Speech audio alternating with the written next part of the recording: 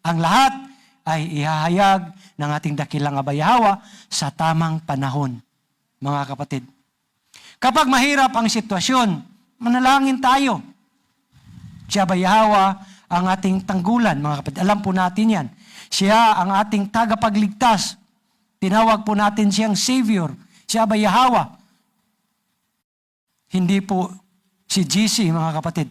Kapag mahirap ang sitwasyon, manalangin tayo. Kapag hindi natin alam ang gagawin, hanapin natin ang karunungan sa salita ng ating mahal na Abayahawa. Huwag nating palitan ang paghihintay sa sagot na gusto natin na mula sa ating Abayahawa sa pakikipag-ugnayan sa mga bagay na kanyang ipinagbabawal.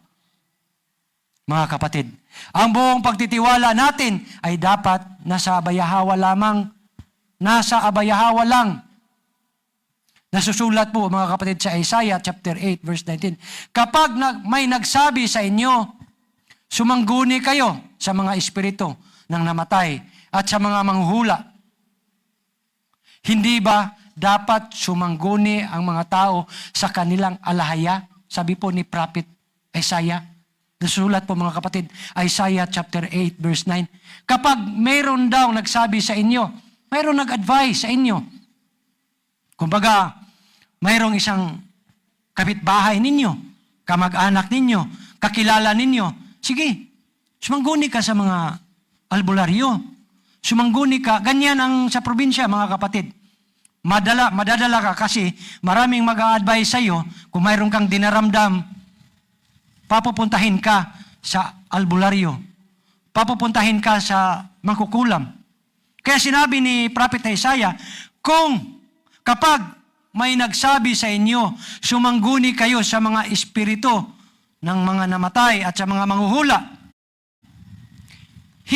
Hindi ba't, sabi ni Prophet Isaiah, hindi ba't dapat sumangguni kayo sa nag-iisang alaya, Abayahawa?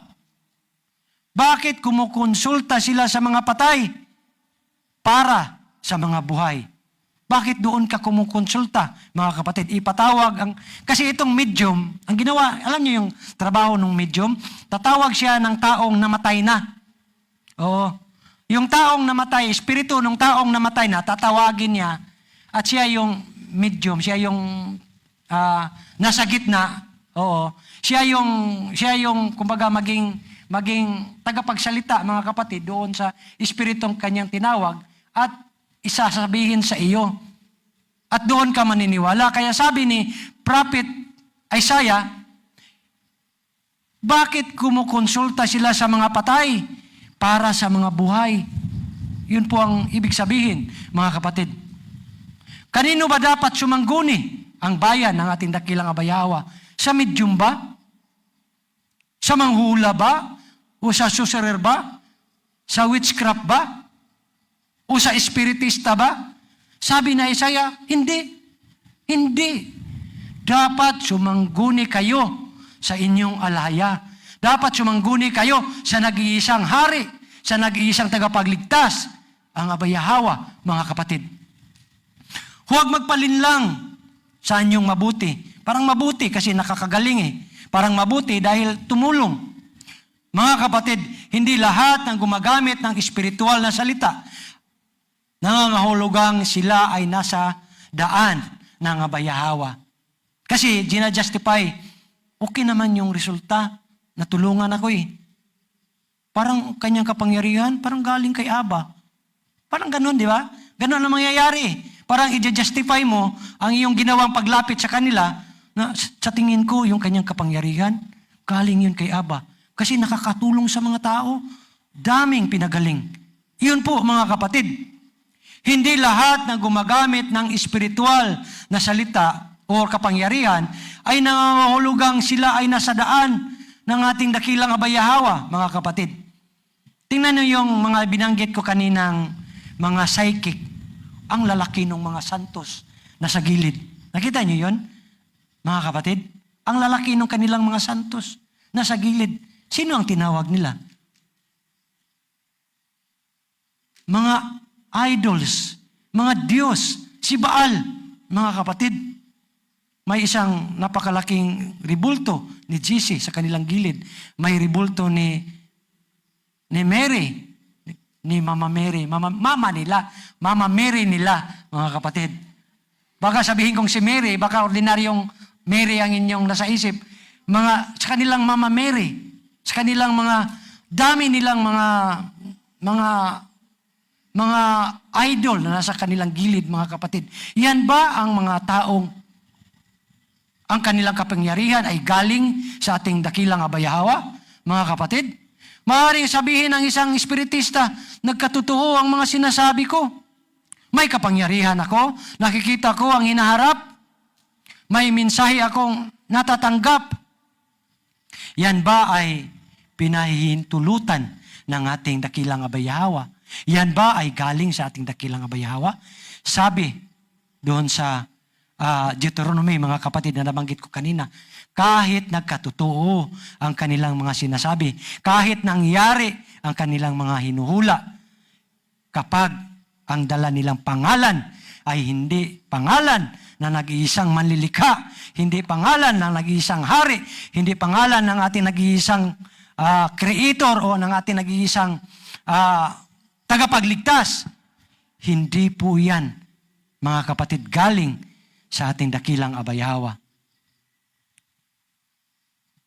Naaayon ba, mga kapatid, sa dakilang abayahawa? Hindi po. At yan ay kinasusuklaman ng ating Aba ang mga ganyang gawain. Ang pamantayan natin ay ang salita at kautusan ng ating dakilang abayahawa. Yun ang ating pamantayan, mga kapatid. Kapag may problema, huwag sa sorcery, tatakbo. Kapag may sakit, manalangin sa dakilang abayahawa at humanap din ng wastong tulong medikal. Yun po ang dapat nating gawin, mga kapatid. Kung may problema sa pamilya, manalangin at humingi ng gabay sa ating dakilang alahaya. Kung may kinakatatakutan sa hinaharap, magtiwala sa abayahawa. Kung gusto nating malaman ang kanyang kalooban, saliksikin natin ang kasulatan. Nandun ang kasagutan, mga kapatid. Bumalik tayo sa kanyang mga kautusan. Hindi natin kailangang gumamit ng pinagbabawal na paraan upang makakuha ng sagot. Sabi po sa Deuteronomy chapter 18 verse 13, kayo ay dapat maging walang kapintasan sa harapan ni abayahawa na inyong alaya. Tinatawag tayong lumakad ng tuwid. Lumakad na makatuwiran sa harapan ng ating dakilang abayahawa, mga kapatid. Kaya huwag tayo sasangguni sa mga ganitong pamamaraan na kinasusuklaman ng ating abayahawa. Ito po ay panapos na paalala para sa ating lahat, mga kapatid. Huwag tayong lumapit sa mga mediums. Huwag tayong sumangguni sa espiritista. Huwag tayong magpahula. Huwag tayong makisangkot sa sorcery. Huwag tayong makisangkot sa witchcraft. Huwag tayong gumamit ng spells, mga kapatid. Doon sa Galya, kasi meron tayong doon merong balita na narinig namin. Gumamit na sila doon ng spells. Mayroon na sila doong mga ginagawang gamot, mga lana. Anong tawag doon? Ang lana ba sa Bisaya ay lana dito sa Tagalog? Langis, tama, langis. Mayroon na silang mga langis, mga kapatid, na ginagamit para sa kanilang mga pampagaling daw. Kaya sabi ng ating dakilang abayawa, huwag tayong gumamit ng spells o anumang ritual na ipinagbawal ng Torah. At huwag din nating dalhin ang ating mga anak, ang ating pamilya sa ganitong mga gawain. Huwag nating ipagamot sa mga albularyo. Huwag nating ipagamot sa may mga orasyon. Dahil ang ating kaligtasan ay hindi manggagaling sa kanila. Hindi manggagaling sa isang medium. Ang ating kaligtasan ay hindi manggagaling sa isang espiritista. Hindi manggagaling sa mangkukulam. Ang ating karunungan ay hindi magagaling sa sorcerer. Ang ating kinabukasan ay hindi kailangang malaman sa pamamagitan ng manghuhula.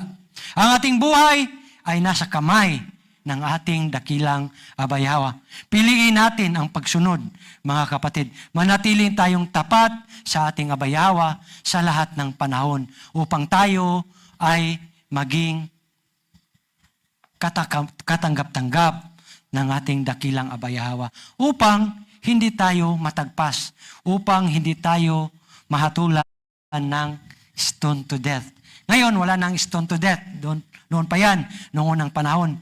Pero kapag natagpas ka sa kaharian ng ating dakilang abayawa, napakalaking dagok na po yan sa ating buhay, mga kapatid. Malayo tayo sa ating dakilang abayawa.